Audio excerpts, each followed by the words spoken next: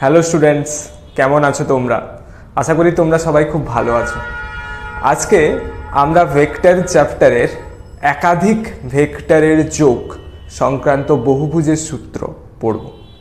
তাছাড়াও ভেক্টরের উপাংশ বিভাজনও আমরা পড়ব। তাহলে ফার্স্টে আমরা কি পড়ব? একাধিক ভেক্টরের যোগ। তাহলে দেখো, ধরো একটা ভেক্টর আছে এইরকম, এটা হলো এ ভেক্টর। আরেকটা ভেক্টর আছে বি ভেক্টর, আরও একটা ভেক্টর আছে সি ভেক্টর, এবং আরেকটা ভেক্টর যেটা হচ্ছে ডি ভেক্টর। তো আমরা এর আগে কি শিখেছি? ত্রিভুজের সূত্র এবং সামান্তরিক সূত্র থেকে দুটো ভেক্টরের যোগ শিখেছি। আজ আমরা একাধিক ভেক্টরের যোগ শিখব, অর্থাৎ এ বি সি ডি এই চারটে ভেক্টরকে আমাদের যোগ করতে হবে। তাহলে আমরা কি করে করব সেই যোগ, সেটা তোমরা ভালো করে বোঝার চেষ্টা করো।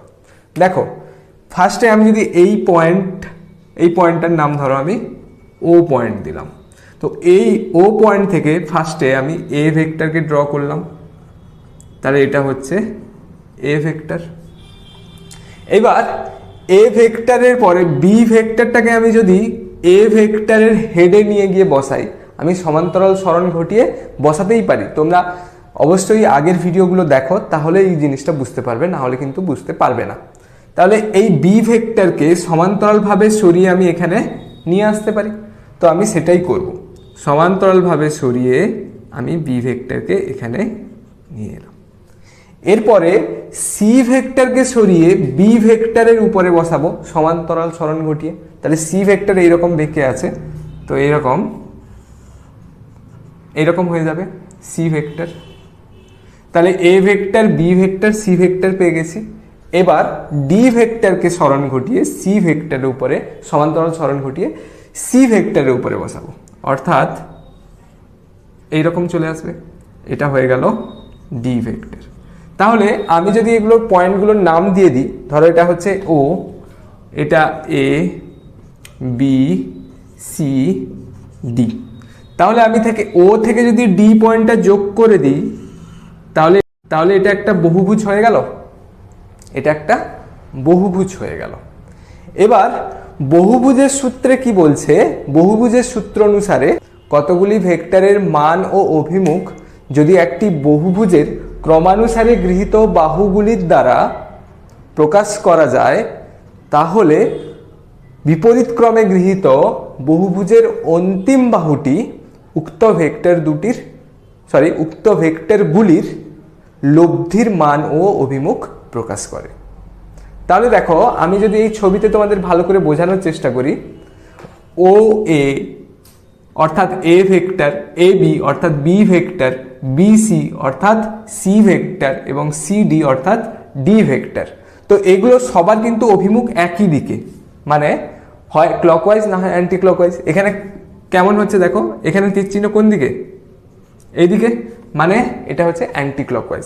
তাহলে সবগুলো যদি অ্যান্টি ক্লকওয়াইজ হয়, তাহলে শেষ যে ভেক্টরটা হবে, শেষ যে বাহুটা অর্থাৎ ওডি বাহু, এটার অভিমুখ কিন্তু উল্টো হবে, অর্থাৎ এইরকম হবে। অর্থাৎ এই ওডি ভেক্টরটা বাকি ভেক্টরগুলোর যোগফলকে প্রকাশ করবে। তাহলে ওডি ভেক্টরটাকে আমি যদি ধরো ই ভেক্টর ধরে নিই, তাহলে বহুভুজের সূত্রানুসারে ই ভেক্টর ইকুয়ালস টু কি হয়ে যাবে? E vector equals to A vector plus B vector plus C vector plus D vector হয়ে যাবে।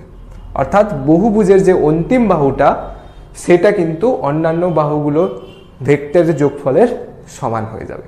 তো আশা করছি তোমরা এই বহুভুজের সূত্রটা বুঝতে পারলে। এবার আমরা কি করব? ত্রিভুজের সূত্র প্রয়োগ করে বহুভুজের সূত্র প্রমাণ করব। তাহলে আমরা ত্রিভুজের সূত্র প্রয়োগ করে বহুভুজের সূত্র প্রমাণ করছি। তাহলে আমরা ফার্স্টে ও এ বি ত্রিভুজ ধরে নিই।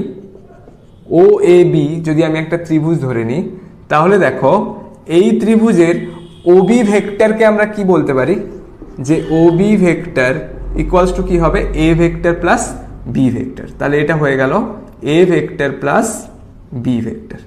তাহলে ওবি ভেক্টর ইকুয়ালস টু আমি লিখতে পারি A vector plus B vector. তাহলে এটা আমরা কোত্থেকে পেলাম? না ত্রিভুজের সূত্র থেকে। ত্রিভুজের সূত্র অনুসারে কি হয় যে কোনো ত্রিভুজের ক্রমানুসারে গৃহীত দুটি বাহু যদি দুটি ভেক্টরকে মান ও অভিমুখে প্রকাশ করে, তাহলে অন্তিম বাহুটি অর্থাৎ ওবি বাহুটি এই দুটোর লব্ধিকে প্রকাশ করবে। তাই আমি লিখেছি OB vector equals to A vector plus B vector. তারপরে দেখো, আমি যদি সি বিন্দুর সাথে ও বিন্দু যোগ করে দিই, সি সাথে ও বিন্দু যদি যোগ করে দিই, তাহলে এটা একটা ত্রিভুজ হয়ে গেল, ত্রিভুজ ও বি সি। তাহলে প্রথমে আমরা কোন ত্রিভুজ ধরেছি? ত্রিভুজ ও A B. O A B এর ক্ষেত্রে আমি ত্রিভুজের সূত্র বসিয়ে OB vector equals to A vector plus B vector পেয়েছি। এরপরে ত্রিভুজ কি পাবো দেখো, ও বি সি। ত্রিভুজ ও বি সি এর ক্ষেত্রে আমি বলতে পারি যে O C vector equals to কি হবে? এই O C vector equals to A vector plus B vector plus C vector, অর্থাৎ A vector plus B vector plus C vector বলতে পারি। এরপরে আমরা যদি আরো একটা ত্রিভুজ নিই ও সি ডি, তাহলে ও সি ডি, ত্রিভুজ ও সি ডি এর ক্ষেত্রে আমি যদি ও ডি নিই, তাহলে ওডি ভেক্টর ইকুয়ালস টু কি হবে? এখানে আমাদের এটা ছিল A vector plus B vector plus C vector.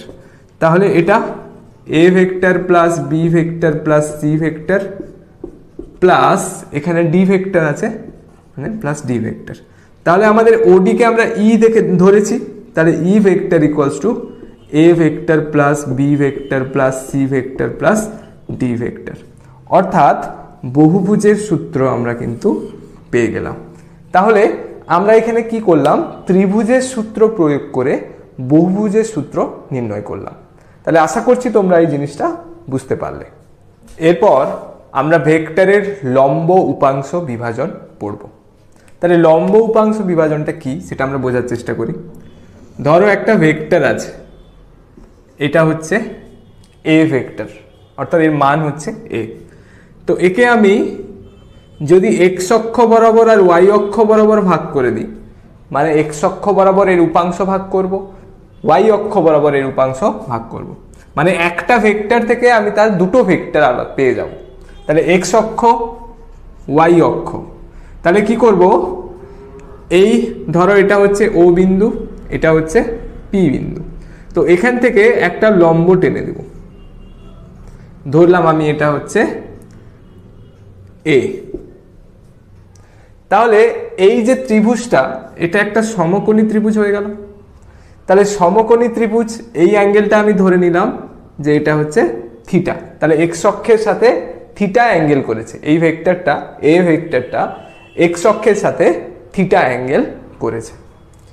তাহলে এই যে সমকোণী ত্রিভুজ, এর ক্ষেত্রে আমি যদি সাইন থিটা বের করি, তাহলে সাইন থিটা ইকুয়ালস টু কি হয়ে যাবে দেখো, সাইন থিটা ইকুয়ালস টু লম্ব বাই অতিভুজ। তাহলে লম্ব হচ্ছে পি এ ডিভাইডেড বাই অতিভুজ হচ্ছে ও পি। তাহলে sine theta equals to P A, P এর ভ্যালু আমরা জানি না, তাহলে পি এ ডিভাইডেড বাই ওপির ভ্যালু হচ্ছে এ। তাহলে এখান থেকে পি এ ইকুয়ালস টু পেয়ে গেলাম এ সাইন থিটা। অর্থাৎ এই দিকের যে পি এর দৈর্ঘ্যটা, এটাকে যদি একটা ভেক্টর দিয়ে ডিনোট করি, তাহলে এটা হয়ে গেল এ সাইন থিটা। তাহলে এটা যদি এ সাইন থিটা হয়, তাহলে আমি একে প্যারালাল ভাবে শিফট করে এখানে নিয়ে চলে আসতে পারি। তাহলে এখানেও আমি বলতে পারি এ সাইন থিটা, এই ভেক্টরটা হচ্ছে এ সাইন থিটা। সেই রকম ভাবে আমি যদি কস থিটা বের করি, কস থিটা, তাহলে কস থিটা ইকুয়ালস টু ভূমি বাই অতিভুজ, অর্থাৎ ও এ বাই ওপি। এবার কস থিটা ইকুয়ালস টু আমি লিখতে পারি ও এ মানে কি, ও এর ভ্যালু আমরা জানি না, তাহলে ও এ বাই ওপির ভ্যালু হচ্ছে এ, তার মানে ও এ ইকুয়ালস টু পেয়ে গেলাম এ কস থিটা। তাহলে ও এ ইকুয়ালস টু পেয়ে গেলাম এ কস থিটা। অর্থাৎ এই দিকে উপাংশটা কি পেয়ে গেলাম, এ কস থিটা। তাহলে এর মানে কি দাঁড়ালো? তাহলে কি লিখব, এক্স অক্ষ বরাবর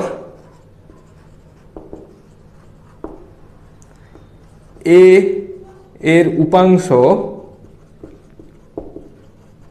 ইকুয়ালস টু কি হবে এ কস থিটা, আর ওয়াই অক্ষ বরাবর এর উপাংশ হবে এ সাইন থিটা। তাহলে আমরা এখান থেকে জেনে নিলাম যে এক্স অক্ষ বরাবর এর উপাংশটা হচ্ছে এ কস থিটা, ওয়াই অক্ষ বরাবর এর উপাংশটা হচ্ছে এ সাইন থিটা। তো এত কিছু ডেরিভেশন দরকার নেই, তোমাদের যেটা মনে রাখতে হবে সেটা আমি সামারাইজড করে দিচ্ছি।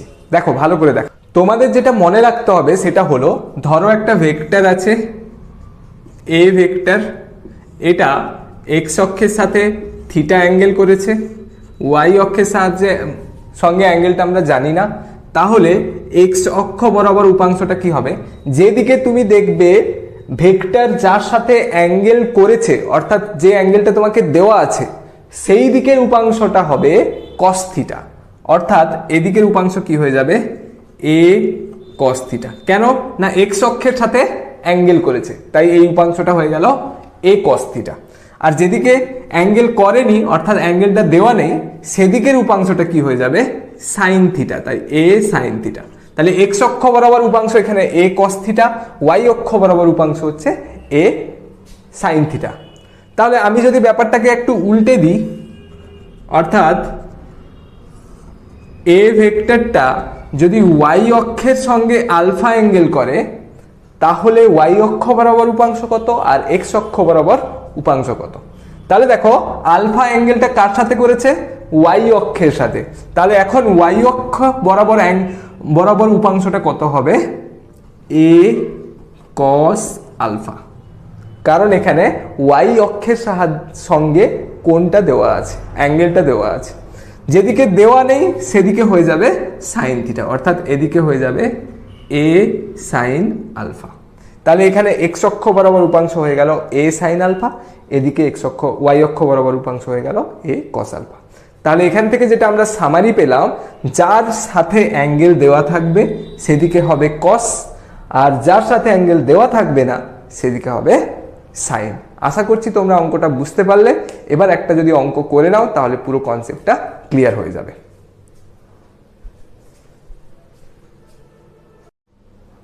তোমরা নিশ্চয়ই স্ক্রিনে অঙ্কটা দেখতে পাচ্ছ। কি বলছে অঙ্কটায়, 39 বল ওয়াই অক্ষের সাথে 60 ডিগ্রি কোণে আনত, এক্স ও ওয়াই অক্ষ বরাবর বলের উপাংশ কত। পজ করে নিজেরা ট্রাই করো। তাহলে কি বলছে, একটা 39 বল, 39, সেটা এক্স অক্ষ আর ওয়াই অক্ষের সাথে কত অ্যাঙ্গেল করছে, ওয়াই অক্ষের সাথে অ্যাঙ্গেল করছে 60 ডিগ্রি। তাহলে ওয়াই অক্ষের সাথে যদি 60 ডিগ্রি অ্যাঙ্গেল করে, আমরা জানি যার সাথে অ্যাঙ্গেল করে সেদিকের উপাংশ কত হয়, কস থিটা হয়ে যায়। তাহলে এখানে কত হয়ে যাবে 30 কস 60 ডিগ্রি, আর এদিকের উপাংশ অর্থাৎ এক্স অক্ষ বরাবর উপাংশ কত হয়ে যাবে 30 সাইন 60 ডিগ্রি। তাহলে 30 কস 60 এর ভ্যালু কত হয়, হাফ হয়। তাহলে আমরা এখানে পেয়ে গেলাম 15 ডাইন, অর্থাৎ ওয়াই অক্ষ বরাবর উপাংশটা হয়ে গেল 15 ডাইন। সেই রকম 30 সাইন 60 ডিগ্রি, তার মানে 30 ইন্টু √3/2। তাহলে √3/2 করলে আমরা এখানে কত পেয়ে যাব 15, অর্থাৎ 15 √3 ডাইন। তাহলে এক্স অক্ষ বরাবর উপাংশ পেলাম 15 √3 ডাইন, আর ওয়াই অক্ষ বরাবর উপাংশ পেলাম 15 ডাইন। আশা করি তোমরা অঙ্কটা বুঝতে পারলে। এরপরে আমরা পড়ব বিভাজন প্রক্রিয়ায় বহু ভেক্টরের সংযোজন। তো ভালো করে দেখো, আমরা বিভাজন প্রক্রিয়া, উপাংশ বিভাজন প্রক্রিয়া এর আগে আমরা পড়লাম, সেটা প্রয়োগ করে কিভাবে ভেক্টরকে যোগ করতে পারি। তাহলে ধরো একটা ভেক্টর আছে, এটা হচ্ছে পি, যেটা এক্স অক্ষের সাথে অ্যাঙ্গেল করেছে আলফা।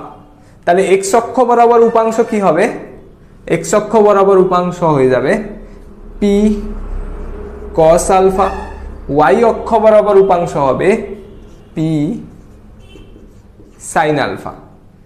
সেই রকম আরো একটা ভেক্টর নিব,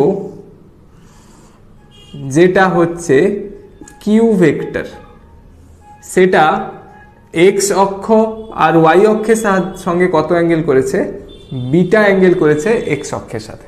তাহলে এক্স অক্ষ বরাবর উপাংশ হয়ে যাবে, তাহলে এক্স অক্ষ বরাবর উপাংশ হয়ে যাবে কিউ কস বিটা, আর ওয়াই অক্ষ বরাবর উপাংশ হয়ে যাবে কিউ সাইন বিটা।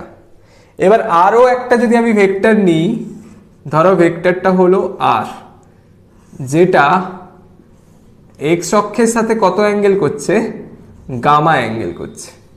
তাহলে এক্স অক্ষ আর ওয়াই অক্ষ বরাবর উপাংশ কি হবে, আর কস গামা, আর ওয়াই অক্ষ বরাবর হবে আর সাইন গামা।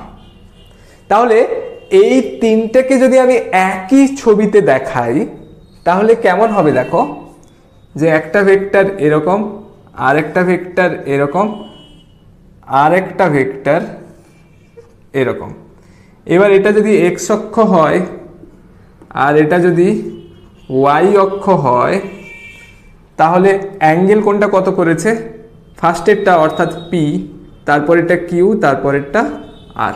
তাহলে পি অ্যাঙ্গেল করেছে কত, পি অ্যাঙ্গেল করেছে আলফা, আলফা অ্যাঙ্গেল করেছে। কিউ অ্যাঙ্গেল করেছে কত, কিউ অ্যাঙ্গেল করেছে বিটা। আর আর অ্যাঙ্গেল করেছে কত, আর অ্যাঙ্গেল করেছে, আর অ্যাঙ্গেল করেছে কত, আর অ্যাঙ্গেল করেছে গামা। তাহলে এক্স অক্ষ বরাবর মোট যে উপাংশ সেটা কত হবে, এক্স অক্ষ বরাবর যদি আমি মোট উপাংশ দেখি তাহলে আমি সেটাকে এফ এক্স নাম দিচ্ছি। তাহলে এফ এক্স কত হবে দেখো, এখানে হয়েছে পি কস আলফা, এখানে কিউ কস বিটা, এখানে আর কস গামা। তো এই তিনটেকে যোগ করে আমরা মোট উপাংশটা পেয়ে যাব। অর্থাৎ এখন আমরা মোট উপাংশ কত পাবো, P cos alpha plus Q cos beta plus R cos gamma. তাহলে এক্স অক্ষ বরাবর উপাংশটা পেয়ে গেছি। এবার ওয়াই অক্ষ বরাবর উপাংশ কি হবে, আমরা তাকে এফ ওয়াই নাম দিলাম। তাহলে এফ ওয়াই কি হবে দেখো, P sine alpha plus Q sine beta plus R sine gamma. তাহলে P sine alpha plus Q sine beta plus R sine gamma. তাহলে আমরা দুটো উপাংশ পেয়ে গেলাম। তাহলে আমরা তিনটে ভেক্টর থেকে এখন দুটো ভেক্টর পেয়ে গেছি। কি কি, একটা এক্স অক্ষ বরাবর আর একটা ওয়াই অক্ষ বরাবর। এক্স অক্ষ বরাবর এফ এক্স পেয়েছি আর ওয়াই অক্ষ বরাবর এফ ওয়াই পেয়েছি। তাহলে এদের যদি আমি ভেক্টর যোগ করি, দেখো এদের মাঝখানে অ্যাঙ্গেলটা কিন্তু 90 ডিগ্রি। তাহলে আমরা ভেক্টর যোগের ফর্মুলা কি জেনেছি, ভেক্টর হচ্ছে C equals to root A square plus B square plus 2ab cos alpha. এটা হচ্ছে ভেক্টর যোগের মানের ফর্মুলা। তাহলে এখান থেকে আমরা মান কত পাবো, যে এই দুটো ভেক্টরের যে লব্ধি সেটার কত পাবো, দেখো এটাকে আমি এফ দিয়ে ডিনোট করছি। তাহলে এফ ইকুয়ালস টু কত পাবো, এ স্কোয়ার মানে আমি এখানে এফ এক্স স্কোয়ার লিখতে পারি প্লাস এফ ওয়াই স্কোয়ার মানে 20, তাহলে F Y square plus 2ab cos alpha. দেখো এখানে অ্যাঙ্গেলটা হচ্ছে 90 ডিগ্রি, অ্যাঙ্গেল যদি 90 ডিগ্রি হয়ে যায় তাহলে এই কস আলফাটা কি হয়ে যাবে, 0 হয়ে যাবে। তাই আমরা এখানে আর লিখবো না। তাহলে আমরা এফ কি পেয়ে গেলাম, F X square plus F Y square. এবার অ্যাঙ্গেলটা কত হবে, অর্থাৎ এফ এক্স এর সাথে যে অ্যাঙ্গেলটা হবে এটা আমি যদি থিটা ধরি তাহলে ট্যান থিটা ইকুয়ালস টু কি হয়, ওয়াই বাই এক্স হয়, অর্থাৎ F Y by F X হবে। তাহলে এখানে চলে আসবে F Y by F X. তাহলে আমরা এই ফর্মুলাগুলো পেলাম। তাহলে আশা করছি তোমাদের এই কনসেপ্টটা ক্লিয়ার হলো যে একাধিক ভেক্টর থাকলে তার সংযোজন আমরা বিভাজন পদ্ধতিতে কিভাবে করব। আশা করি তোমরা বুঝতে পারলে। একটা অঙ্ক যদি তোমরা করে নাও তাহলে ব্যাপারটা ক্লিয়ার হয়ে যাবে। তোমরা নিশ্চয়ই স্ক্রিনে অঙ্কটা দেখতে পাচ্ছ। তিনটি একতলীয় ভেক্টর পি, 2p ও 3p পরস্পরের সাথে 120 ডিগ্রি কোণে আনত। তাদের লব্ধির মান ও অভিমুখ নির্ণয় করো। তাদের লব্ধির মান ও অভিমুখ নির্ণয় করো। তাহলে বলেছে তিনটি ভেক্টর, আমি যদি ধরি একটা দেওয়া আছে কি পি, আর একটা 2p, আর একটা 3p, তো পরস্পরের সাথে 120 ডিগ্রি কোণে আনো, তো অর্থাৎ p থেকে 2p অ্যাঙ্গেল হচ্ছে 120 ডিগ্রি, p আর 3p এর মধ্যে অ্যাঙ্গেল হচ্ছে 120 ডিগ্রি, মানে ওভারঅল টোটাল অ্যাঙ্গেলটা কত হবে 240 ডিগ্রি। 120 প্লাস 120 240। আর বাকি তাহলে তোমরা বুঝতে পারলে যে একটা হচ্ছে 120, একটা হচ্ছে 240। আর পি ভেক্টরটা কত অ্যাঙ্গেল করেছে এক্স অক্ষের সাথে, এটা যদি আমি এক্স অক্ষ আঁকি আর এদিকে আমি ওয়াই অক্ষ আঁকি, তাহলে এখানে আলফাটা কত, আলফা হচ্ছে 0 ডিগ্রি, বিটা কত, বিটা হচ্ছে 120 ডিগ্রি, গামা কত, গামা হচ্ছে 240 ডিগ্রি। তাহলে এই ভ্যালুগুলো যদি তুমি বসাও, দিয়ে আমরা আগে যেরকম বের করেছিলাম সেরকম করি, তাহলে এফ এক্স ইকুয়ালস টু কি পাবো, F X equals to P sine alpha, sorry P cos alpha, তাহলে P cos 0 degree plus 2p cos 240 degree plus 3p, sorry 120 degree, তাহলে p cos 0 degree plus 2p cos 120 degree plus 3p cos 240 degree. তাহলে cos 0 কত হয় 1 হয়, তাহলে p plus cos 120 degree কত হয় তোমরা নিশ্চয়ই বের করতে জানো, এরকম করে 90 প্লাস 30, তাহলে সেকেন্ড কোয়াড্রেন্টে cos নেগেটিভ হয় মাইনাস সাইন 30, অর্থাৎ মাইনাস হাফ, তাহলে 2p ইন্টু মাইনাস হাফ, তাই না, তাহলে 2p into minus half plus 3p into cos 240 মানে কত, কস 240 মানেও তোমরা এরকমভাবে করে দেখবে মাইনাস হাফ আসবে, তাহলে মাইনাস হাফ আসবে।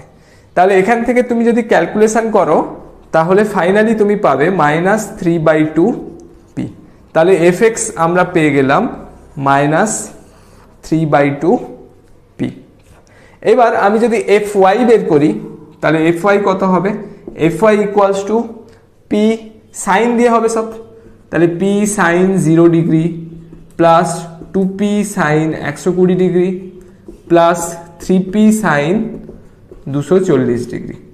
তাহলে এই ভ্যালুগুলো যদি তুমি পুট করো, সাইন 0 কত হয় 0 হয়ে যায়, তাহলে প্রথমটা আমরা 0 পেলাম, তারপরে 2p into sine 120 degree, sine 120 degree কত হয় √3/2 হয়, plus 3p into sign 240 degree, সেটা হয় কত মাইনাস 3/2, মাইনাস √3/2। তো এটাকে তুমি যদি ক্যালকুলেশন করো, এখানেও কিন্তু তুমি কি পাবে মাইনাস √3/2p, মাইনাস √3/2p। তাহলে এফ এক্স আর এফ ওয়াই এই দুটো আমরা পেয়ে গেছি, তাহলে এখান থেকে এফ বের করতে পারবো, এফ ইকুয়ালস টু রুট কি হয় F X square plus F Y square, তাহলে এফ এক্স স্কোয়ার মানে minus 3/2p square plus minus √3/2p square, তাহলে এই দুটোকে স্কোয়ার করে দেখো তোমরা পেয়ে যাবে √3p, তাহলে এফ ইকুয়ালস টু ফাইনালি আমরা পেয়ে গেলাম p, তাহলে এটা হয়ে গেল আমাদের একটা অ্যান্সার। এরপরে আমরা অ্যাঙ্গেলটা কি করে বের করব, tan theta equals to F Y by F X, F Y by F X, তাহলে এফ ওয়াই এর ভ্যালু হচ্ছে minus √3/2p by F X এর ভ্যালু হচ্ছে মাইনাস 3/2p, তো এখান থেকে আমরা কত পেয়ে যাব 1/√3, তাহলে 1/√3 হলে আমাদের কত হয়ে যায় tan 30 ডিগ্রি, তাহলে থিটা আমাদের 30 ডিগ্রি হওয়ার কথা, কিন্তু 30 ডিগ্রি হবে না অ্যান্সার। কেন না, দেখো আমরা জানি 4টে কোয়াড্রেন্ট থাকে, একটা হচ্ছে first quadrant, second, third, fourth, 4টে কোয়াড্রেন্টে ফার্স্টেরটায় কি হয় এক্স ওয়াই দুটোই পজিটিভ হয়, তারপরেরটায় এক্স নেগেটিভ ওয়াই পজিটিভ হয়, তারপরেরটায় এক্স নেগেটিভ ওয়াইও নেগেটিভ, আর তারপরেরটায় এক্স পজিটিভ কিন্তু ওয়াই নেগেটিভ। তাহলে এখানে দেখো আমরা এফ এক্স নেগেটিভ পেয়েছি, এফ ওয়াই নেগেটিভ পেয়েছি। তাহলে দুটোই যখন নেগেটিভ হচ্ছে তাহলে থার্ড কোয়াড্রেন্টে হবে। আর থার্ড কোয়াড্রেন্টে যদি হয় তাহলে শুধু তো আমি 30 ডিগ্রি লিখতে পারবো না, তাহলে এখানে 180 প্লাস 30 আমাকে লিখতে হবে। তাহলে আমাদের ফাইনালি থিটা কত আসবে? 180 ডিগ্রি প্লাস 30 অর্থাৎ 270 ডিগ্রি। তাহলে এক্স অক্ষের সাথে 270 ডিগ্রি অ্যান্সার হবে। ধনাত্মক এক্স অক্ষের সাথে 270 ডিগ্রি অ্যাঙ্গেল করছে। আর মানটা কত হবে? √3p।